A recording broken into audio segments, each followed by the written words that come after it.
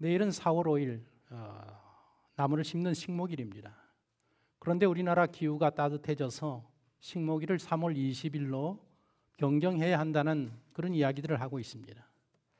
내일은 식목일이면서 우리나라 전통 4대 명절 중 하나인 한식입니다. 설이나 추석같이 제사를 지내고 조상 무덤을 보수하고 성묘하는 날입니다.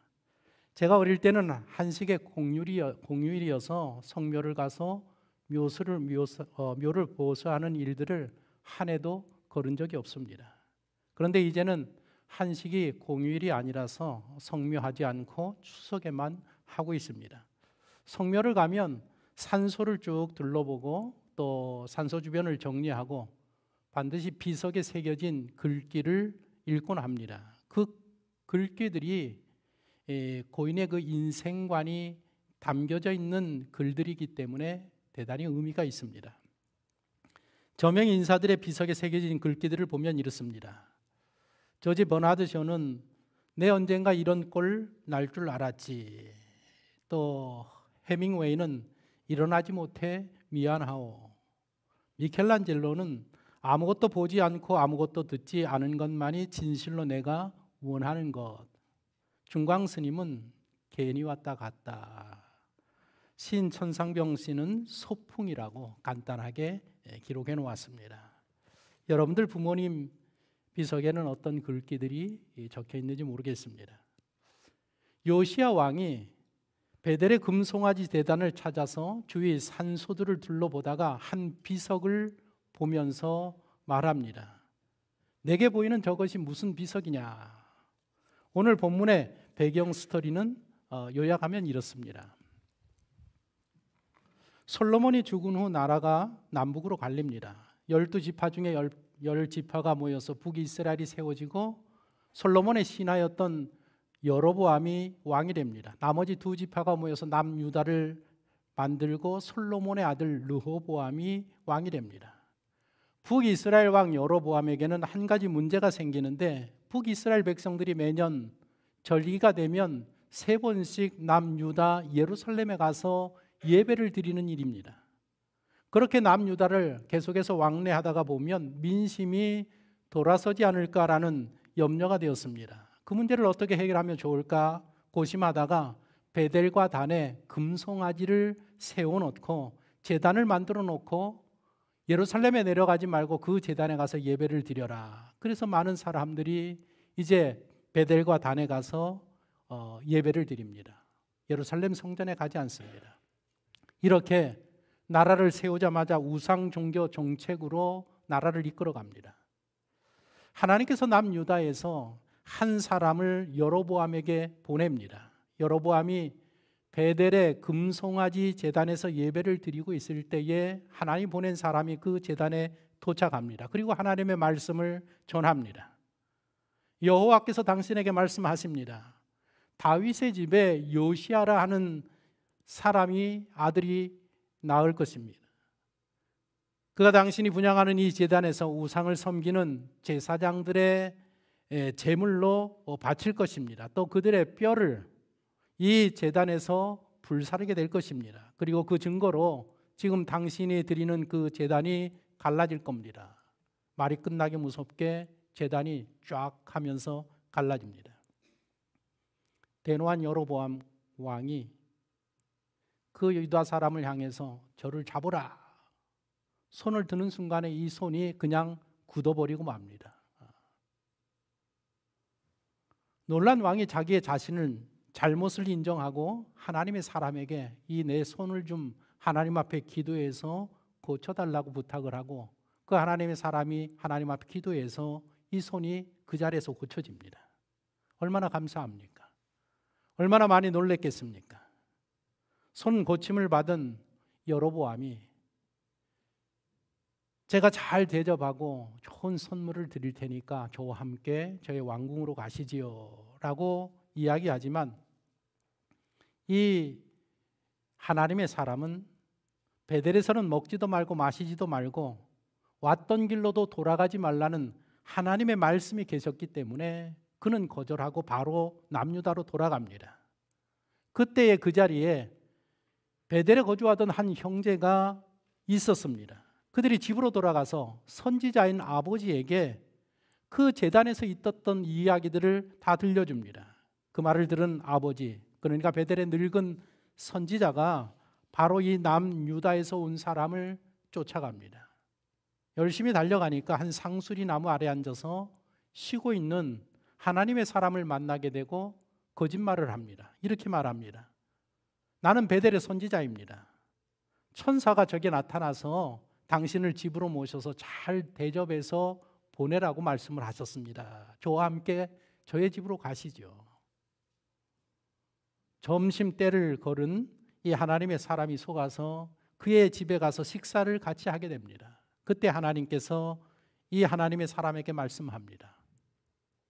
너는 왜 내 명령에 순종하지 않고 이곳에서 식사하느냐? 내 말에 순종하지 않았으니 너는 집으로 돌아가지 못할 것이다. 식사를 마치고 돌아가다가 남유다 사람은 사자에게 물려 죽습니다. 정말 허망한 죽음이 아닐 수가 없습니다. 그가 죽었다는 소식을 들은 이 늙은 선지자가 시신을 수습하기 위해서 달려가고 그 시신을 수습해서 자기 묘에 안장을 하고 비석을 세워줍니다. 그리고 아들들에게 훗날 내가 죽으면 이 사람 옆에 나를 반드시 묻어야 된다, 묻어달라는 그런 유언을 합니다. 그리고 세월이 흐른 후에 그 아들들이 아버지의 유언대로 아버지를 그곳에 매장을 합니다. 그리고 300년이 흐릅니다.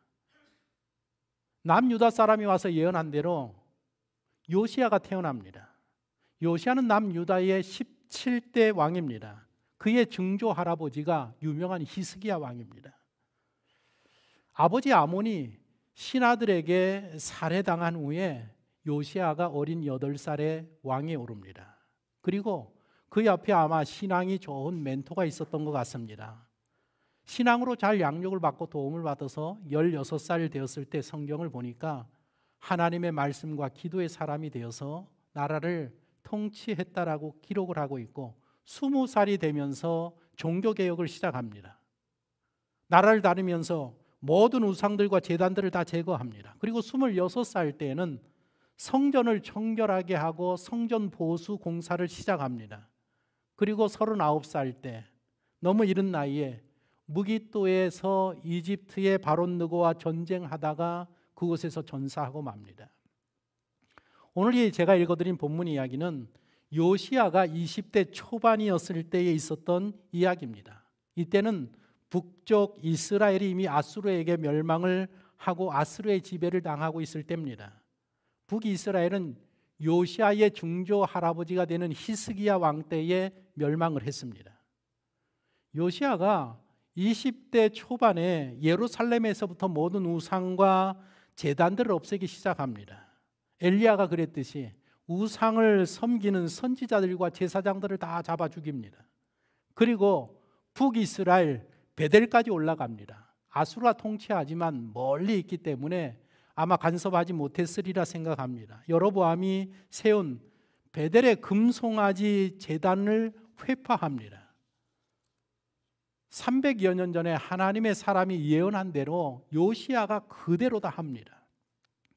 베델 제단들을 회파하고 주변에 묻혀 있는 바알과 아세라 제사장들의 묘를 다 파헤칩니다. 파묘해서 그들의 유골을 가루를 내서 그 베델 제단에다가 다 뿌려버립니다. 그러는 와중에 요시야의 눈에 한 산소가 들어오는데 거기 비석이 세워 있단 말입니다. 그래서 저건 도대체 뭐냐라고 물어보니까 그 베델에 사는 사람들이 이야기합니다. 옛날에 하나님의 사람이 여기 왔다가 당신이 태어날 것을 이야기했고 당신이 이런 일을 할 것들을 예언한 사람의 묘입니다.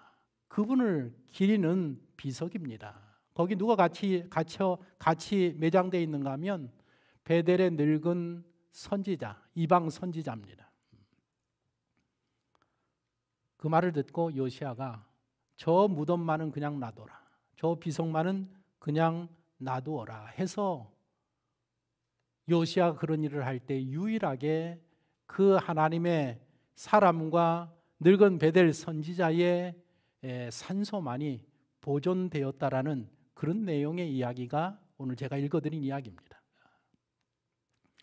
몇 년 전 도올 김영옥 교수가 뜬금없이 이승만 대통령 파묘를 주장해서 우리나라가 일파만파 난리가 났습니다. 민주당의 한 초선 의원이 친일 반민족 행위자 파묘 법안을 개정 발의하겠다고 나섰습니다. 그리고 민족문제연구소라는 단체가 대전 현충원에 묻힌 51명의 파묘 인사 찾기 대회를 현충일에 벌였습니다. 대학생들이 보물 찾기를 하듯이 인증샷을 가서 찍어대고 50기를 맞춘 팀에게 상금 30만 원을 수여했습니다. 이 사람들이 파묘해야 한다는 묘 중에 하나가 김등모 중령이라는 사람의 묘입니다. 이 사람은 6.25 당시 이사단 헌병대장이었습니다. 이 민족문제연구소가 명기한 이 김등모 중령에 대한 죄목이 무엇인가 하면 대전 형무소 학살 핵심 가해자였었습니다. 진실하회위원회가 기록에 따르면 인민군이 수원을 돌파하고 남하하던 1950년 6월 30일부터 7월 16일 대전을 내줄 때까지 형무소 재소자 700에서 1,500명을 처형한 사건을 이야기합니다. 하지만 그 학살이 자행될 당시에 이 김등모 중령은 대전에 없었다라는 것입니다.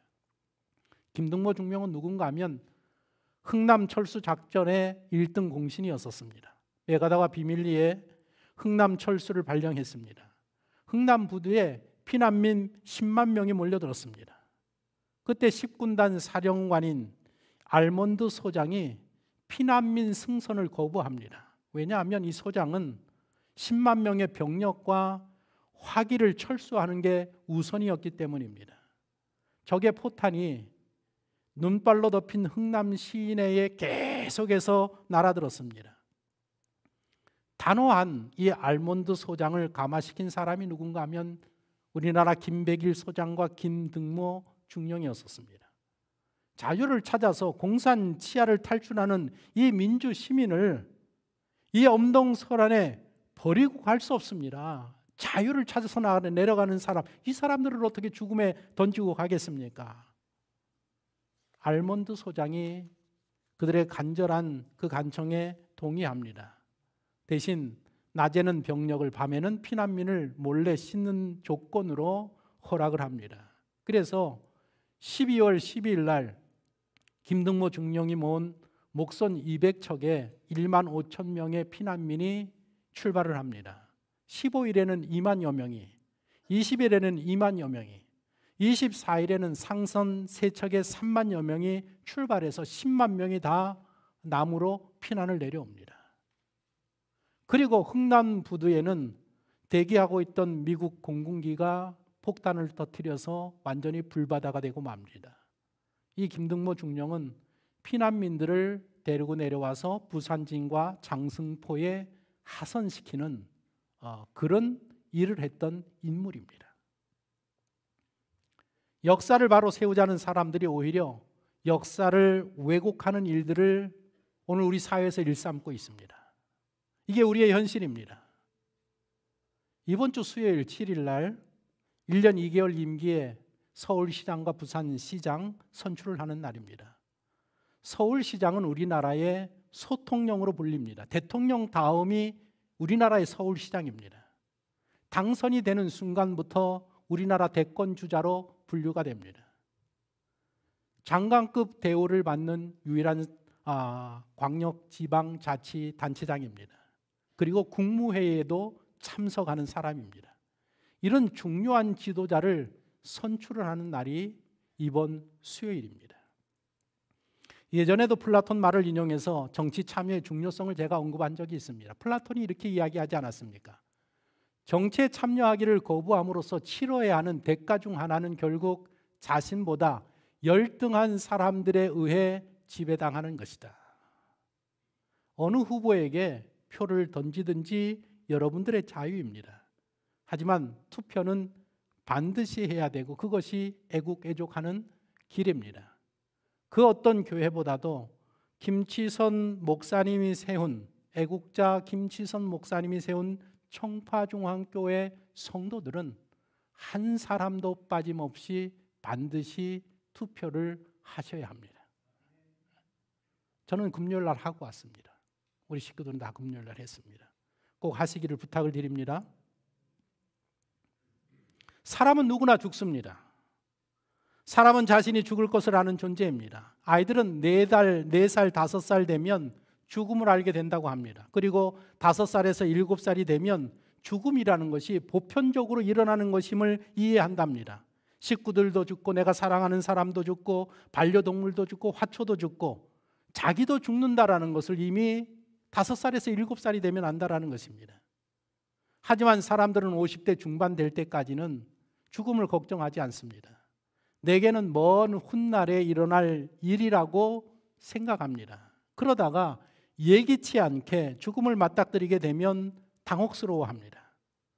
사막학의 개척자이면서 정신과 의사인 엘리자베스 키블로스라는 의사가 있는데 죽음의 과정을 5단계로 설명했습니다. 부인, 분노, 거래, 우울, 수용. 이제 예를 들어서 암이 걸려서 죽게 된다고 하면 첫 번째 죽음을 맞이하는 사람들의 반응이 무엇인가 하면 부인이라는 겁니다. 내가 죽는다라는 사실을 받아들이지 않습니다.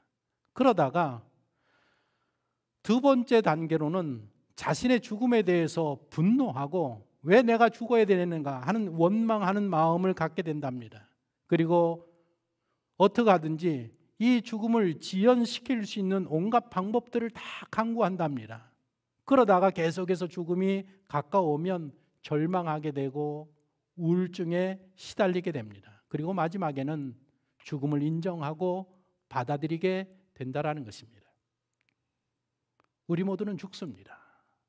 우리 모두가 겪어야 될 그런 과정들입니다. 여러분들 죽음이 무엇입니까? 장로교 신앙 교리집인 그 웨스트민스터 소요리 문답이 우리에게 답을 줍니다. 37번에서 믿는 자들이 죽을 때 그리스도에게 받는 유익이 무엇인가 묻고 거기에 대한 답을 주는데 우리 장로교 교인들은 죽음을 이렇게 이해한다라는 겁니다. 믿는 자들이 죽을 때 그 영혼이 완전히 거룩하게 되고 즉시 영광 중에 들어가며 몸은 그리스도와 연합되어 부활 때까지 무덤에 쉬게 된다. 영과 육체의 분리를 우리는 죽음이라고 이야기하고 있습니다.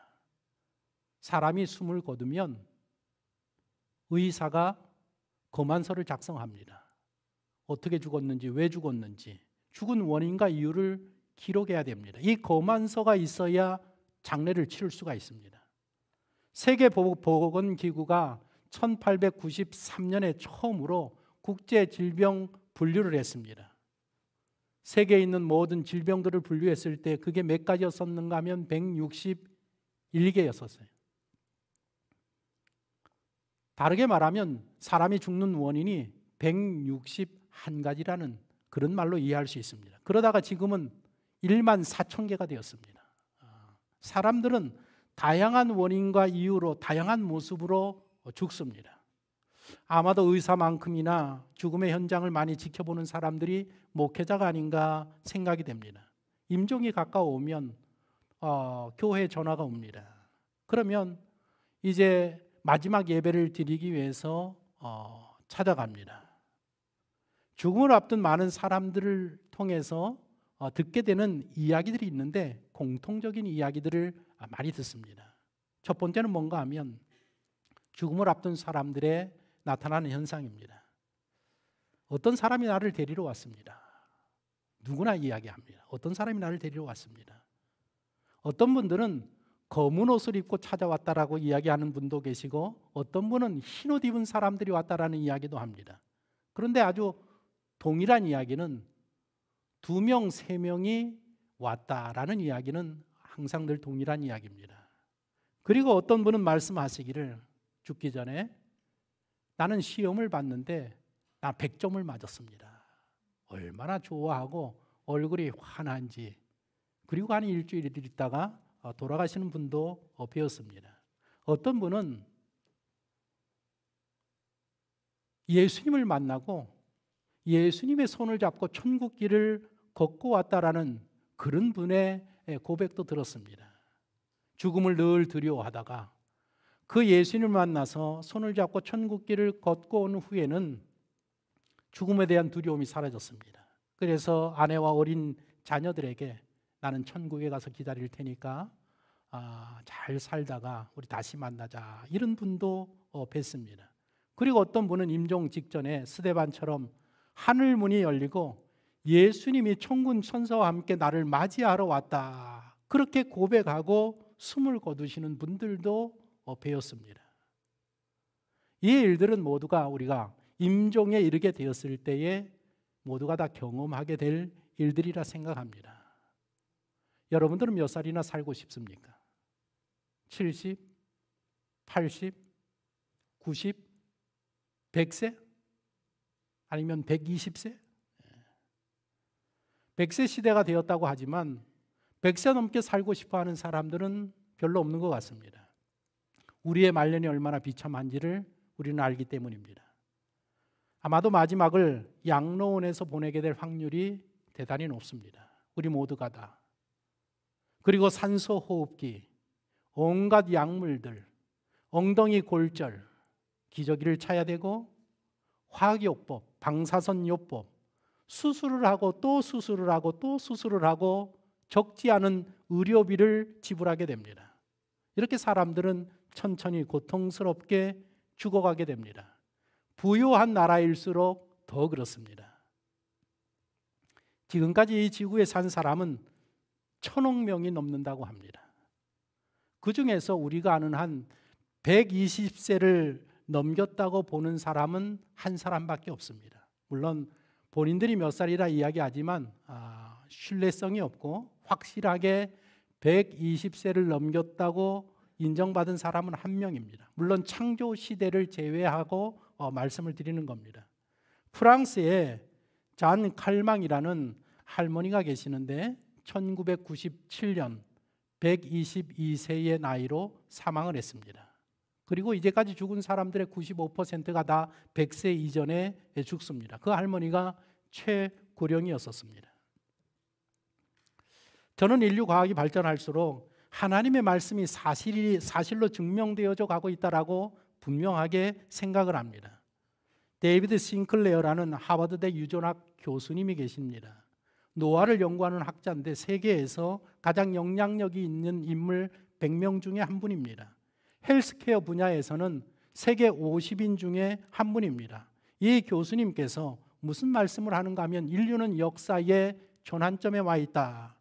노화는 질병이고 치료의 대상이다라는 이야기를 하면서 인간이 늙어야 하고 죽어야 하는 생물학적인 법칙은 없다라는 이런 이야기를 합니다.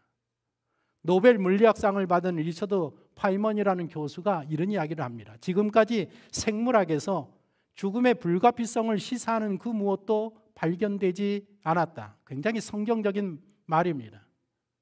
여러분들, 하나님께서 인간을 창조하셨을 때 죽는 존재로 창조하지 않으셨습니다. 창세기 2장 17절을 보십시오. 선악을 알게 하는 나무의 열매는 먹지 말라. 내가 먹는 날에는 반드시 죽으리라 하리라 하시니라. 선악을 알게 하는 나무의 열매를 먹지 않는 한 인간은 영원히 살 수 있는 존재로 창조되었습니다. 그런데 왜 죽게 되었는가? 먹지 말라는 선악과 하나님의 말씀을 어김으로 말미암아 인간에게 죽음이 시작되었습니다. 오늘날 과학자들의 그 생물학적 연구 결과가 뭔가 하면 연구를 해보니까 사람이 반드시 죽어야 되는 그 이유와 원인이 없다라는 것입니다. 찾을 수 없다라는 것입니다. 우리는 사람들이 태어나서 성장하고 늙으면 죽게 된다라고 생각을 하는데 인간은 그렇게 창조되지 않았다라는 것이 과학계의 오늘날 결론입니다. 이 싱클레어 박사가 이런 이야기를 합니다. 들어보십시오. 생명을 이해하려면 세포보다 더 작은 나노 단위의 세계로 들어가야 한다. 세포막을 뚫고서 세포핵으로 들어가야 한다. 거기에서 더 작은 규모인 아미노산과 DNA의 세계까지 들어가야 한다. 그 규모에서 보면 우리가 왜 영원히 살지 못하는지가 명백하게 보인다. 지금은 과학이 발달해서 우리 속에 옛날에는 볼 수 없었던 우리 속에 그 근원인 아미노산과 DNA까지 볼 수 있는 그런 시대가 되었는데, 그런 시대에 그 아미노산과 DNA, 우리를 구성하는 유전자 DNA를 조사하고 들여다보니까 죽어야 될 이유가 전혀 없다라는 것입니다. 과학자들이 말합니다. 근본적인 수준에서 보면 생명은 아주 단순하다. 그러면서 이거 보십시오. 인간은 혼돈에서 빚어진 질서의 은혜로 존재한다. 인간은 혼돈에서 빚어진 질서의 은혜로 존재한다. 성경적이지 않습니까? 하나님께서 만물을 창조하실 때에 상황을 창세기 1장 2절 3절에 이렇게 기록하고 있습니다. 땅이 혼돈하고 공허하며 흑암이 깊음 위에 있고 하나님의 영은 수면 위에 운행하시니라. 하나님이 이르시되 빛이 있으라 하시니 빛이 있었고, 혼돈 가운데 있었는데 하나님의 말씀이 선포되니까 질서 정연하게 만물이 창조되었단 말입니다. 하나님이 말씀하시니까 인간이 이 인간의 유전자로부터 시작해서 모든 것이 질서 정연하게 연결이 되면서 인간이 탄생하게 되었다라는 것입니다. 과학자들이 그전에는 몰랐는데 나노의 세계까지 들어가서 볼 수 있는, 그래서 인간의 몸을 그렇게 보니까 인간은 혼돈 속에서 하나님의 질서의 은혜 가운데 창조된 존재라는 것입니다. 예수 그리스도를 믿는 과학자들이 얘기하는 것이 아닙니다. 이 이야기는. 그러니까 하나님이 만들 때, 인간을 만들 때 DNA를 만들었는데 그 DNA 유전 인자는 노화가 진행되어지도록 만들어지지 않았다라는 것입니다. 세포라는 것이 서서히 죽어가게끔 만들어지지 않았다라는 것입니다. 사람은 늙어서 죽어가는 존재로 창조되지 않았다라는 것이 오늘날 과학계에서 증명하고 이야기하는 이야기입니다. 그런데 노화가 일어나고 있습니다. 우리는 늙어가고 있습니다. 왜 노화의 현상이 일어납니까? 왜 사람은 늙어가고 죽지 아니하는 그런 존재로 창조되었는데 왜 늙어가고 죽게 됩니까? 죄 때문이 아닙니까? 죄의 바이러스에 감염되었기 때문에 사람들의 몸에 노화가 진행되어져 가고 있다는 이야기입니다. 과학자들이 인간의 몸과 모든 생물체들을 들여보니까 공통적으로 장수 유전자를 가지고 있답니다. 모든 창조물에는 장수 유전자가 있습니다. 미국의 강털 소나무라는 이 소나무는 5,000살입니다. 지금 저게 5,000살입니다. 5,000년을 살았습니다. 그린란드에서 잡힌 이 상어는 나이가 510살입니다. 북극골에 잡혔는데 이것은 211살입니다. 나무나 효모나 선정이나 고래나 인간을 현미경으로 들여다보면 모두가 다 동일한 원료로 이루어졌다랍니다. 하나님이 말씀으로 다 창조하지 않았습니까? 그리고 동일한 장수 유전자가 다 들어있다라는 것입니다. 왜냐하면 하나님께서 모든 우주 만물을, 이 피조물들을 하나님이 창조하셨기 때문에 모두 다 공통된 동일한 원료와 동일한 장수 유전자를 가지고 있습니다. 그러나 죄의 바이러스에 감염이 되어서 사람은 늙어가고 죽어갑니다. 노화가 진행되면 어떤 증상들이 나타나느냐? 첫 번째로 신체 능력이 쇠퇴된다고 합니다. 얼마 전에 우리 김홍대 목사님 모시고 장례 치를 때 이렇게 몇 번 이렇게 같이 장거리 운행을 하면서 이런 이야기를 저런 이야기를 많이 나눴는데, 우리 목사님이 뭐라고 말씀하시는가 하면 80이 넘으면, 몇 살이 넘으면 80이 넘으면 하루하루가 다르답니다. 우리는 1년 1년이 다르다고 생각하는데 우리 목사님 말씀이 80이 넘으면 그 다음날 일어나면 몸이 다르고 그 다음날 일어나면 몸이 다르답니다. 아마 여기 80이 넘으신 분들은 공감하는 그런 말씀일 겁니다. 노화가 진행되면 그렇습니다. 두 번째로는 삶의 질이 떨어집니다. 그리고 노화가 진행되어지면 어떤 병리 증상들이 이제 나타나게 됩니다.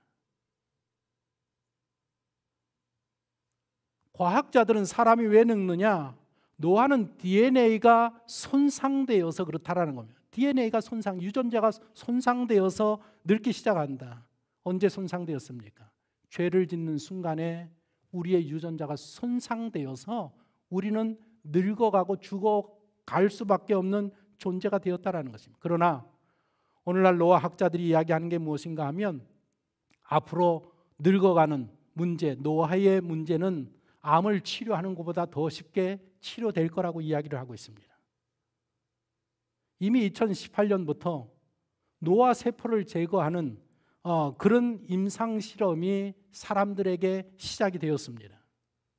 이분들이 하는 이야기는 뭔가 하면 우리 모두는 이 코로나 백신을 맞아야 되듯이 앞으로 아마 20년, 30년 후에는 노화 백신을 맞게 될 것이다. 노화 백신을 맞으면 어떻게 되느냐? 건강하게 오래 살다가 120, 130 이렇게 건강하게 오래 살다가 며칠 앓다가 죽게 된다는 겁니다. 실험을 해보니까 설치류들에게 실험을 해보니까 그런 결과가 나왔다라는 것입니다. 아까 말씀드린 하버드 싱클레어 교수가 아버지가 80세가 넘으셨는데 70세 때에 사모님이 돌아가시고 70에서부터 이제 혼자 사시게 되었습니다. 늘 우울하고 했는데 메트로포르민이라는 이 메트로포르민은 당뇨약입니다. 당뇨 환자들이 먹는 당뇨 치료제인데 이 과학자가 아버지를 위해서 메트로포르민을 계속해서 복용을 시켰답니다. 당뇨 환자가 아니신데 복용을 시켰답니다. 6개월 후에 어떤 변화가 일어났느냐? 이 아버지가 80이 넘으신 아버님께서 피곤한 느낌이 환연히 줄어들었고 아프고 쑤시는 것이 다 줄어들었고 정신이 맑아지고 간 수치가 안 좋았는데 20년 만에 정상으로 돌아왔답니다. 담당 의사가 놀랐습니다. 지금도 10대 청소년들처럼 여기저기 여행을 다니고 막 다니신답니다. 그래서 하버드 대학에서 노화를 연구하는 연구원들은 3분의 1이 노화 억제제를 복용하고 있답니다.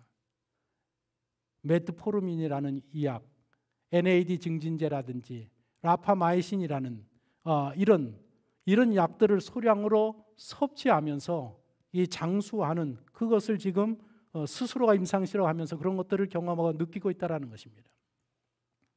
이제는 병이 들어도 과학이 발전해서 돈이 들어서 문제지 돈이 없어서 저희가 지금 못하고 있지 인간의 의수가 얼마나 발달되어 있는가 하면 질병이 들면 생체 표지 추적이라는 그런 실험을 통해서 또 DNA 서열을 분석해서 우리나라 게놈 지도 말하는 거 아닙니까?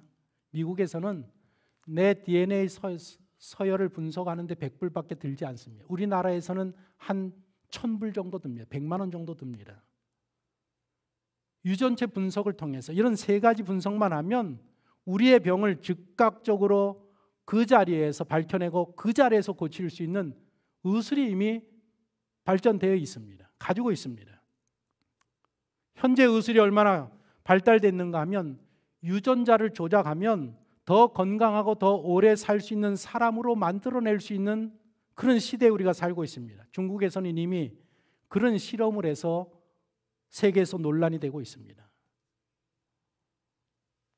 좀 더 건강하게 오래 살다가 편히 죽을 수 있는 시대가 다가오고 있습니다.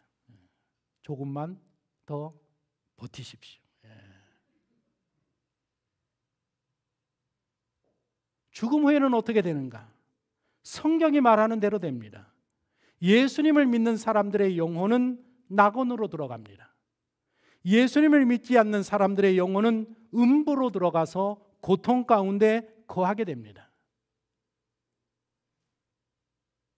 그러면 부활은 무엇입니까? 웨스트민스터 소열이 문답 38번에서 이 문제를 묻고 답해 줍니다. 38번을 보십시오. 믿는 자들이 부활할 때 그리스도에게 받는 유익이 무엇인가 묻고 그 답이 믿는 자들이 부활할 때 영광 중에 다시 살아나서 심판날에 공개적으로 인정되고 무죄 판결을 받으며 영원토록 하나님을 흡족하게 즐거워함으로 완전한 복을 누린다. 성경이 말하는 죽음은 영혼과 육체가 분리되는 것입니다. 영혼과 분리된 육체는 무덤으로 들어갑니다. 하지만 죽은 후에 예수님을 믿는 사람들의 영혼은 바로 낙원으로 갑니다. 죽은 후에 예수님을 믿지 않는 사람들의 영혼은 바로 음부로 가서 고통을 당합니다. 그 상태로 있다가 예수님이 이 땅에 다시 오실 때에, 재림하실 때에 무덤 속에 있던 모든 육체가 다 부활을 합니다. 예수님을 믿는 사람의 육체는 부활해서 낙원에 있던 영혼과 결합이 되어서 천국으로 들어가서 영원한 영생을 살게 됩니다. 예수님을 믿지 않는 사람들의 육체는 예수님이 재림하실 때에 그 무덤에서 부활해서 음부에 있던 그의 영혼과 결합을 해서 영원한 지옥으로 들어가서 고통 가운데 있게 되는 것입니다. 그러면 부활 후에 우리의 모습은 어떤 모습인가? 부활의 첫 열매이신 예수님의 모습을 보면 부활한 후에 우리가 어떤 모습일까를 우리는 추측해 볼 수 있습니다. 부활 후에도 예수님의 몸에 여전히 창자국과 못자국이 있었다고 했습니다.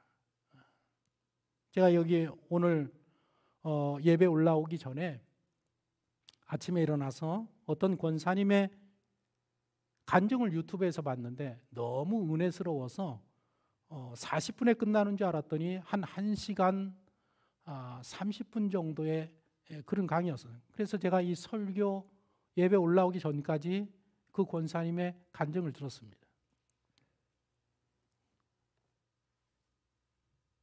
시집을 갔는데, 시골로 시집 갔는데 예수 믿지 않는 그런 집으로 가서 주일마다 다른 분들은 다 할아버지, 그 시아버지, 시어머니, 남편 모두가 다 일요일 날 농사를 짓는데 예수 믿는 며느리니까 머리를 깨끗하게 단정히 하고 교회를 가면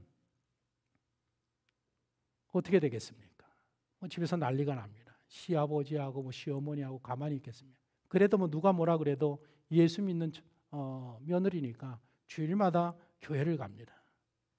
하루는 주일날 예배 마치고 돌아왔는데 그 시아버지가 화가 나가지고 돌멩이를 들어서 집어 던졌는데 여기 뒤에 맞아서 터졌답니다. 터졌답니다. 그런데 나중에 여러 가지 스토리가 있는데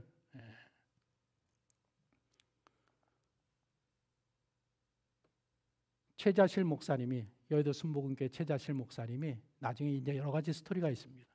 최자실 목사님이 당신을 보니까